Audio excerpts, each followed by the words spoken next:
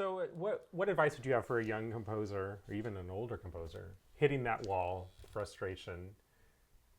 What I would feel you like say? there are a couple of things with composers specifically. I think part of it is recalibrating what you think being successful is.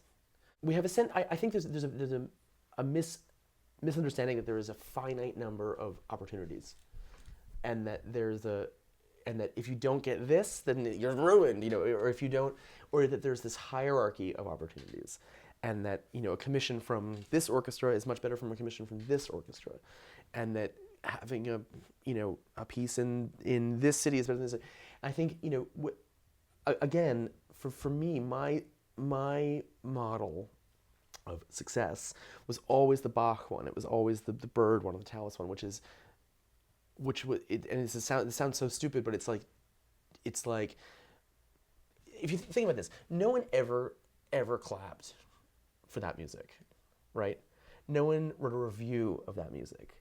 No one, it was music. It was music that existed as a part of the landscape of the culture of its time, in the church, in the court, in wherever it was that chamber music was being made. One presumes the chamber. It was a totally different structure, That didn't compromise its artistic and it didn't integrity, make which it is worse amazing. music. And everyone got paid, and everyone had health insurance, or everyone, and everyone had what sounds like not totally miserable lives. And if you can be happy with that, then you don't need to worry about the San Francisco Symphony commissioned me for this weird new music, all that crazy stuff, which I still suffer from. I'll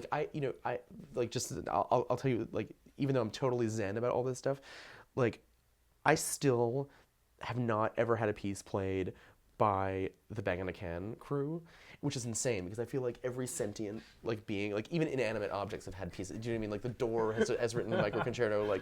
This light has written. Our cat just had a premiere last I was week. gonna say, yeah, David Legg and the cat are doing a podcast as we speak. So and it's one of those things where it still makes me completely insane. And then you're like, oh, but what you have to do is recalibrate and be like, what do I need that for? I need that I need a hole in the head, or whatever.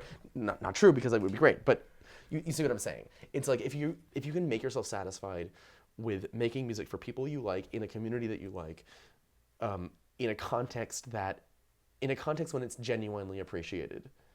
And that can mean a lot of different things, I think, and that can mean writing music for television, and that can mean writing music for plays, or that can mean writing music for church. Or part of me thinks if I actually had my druthers, I would love to take 3 years and only write church music. I almost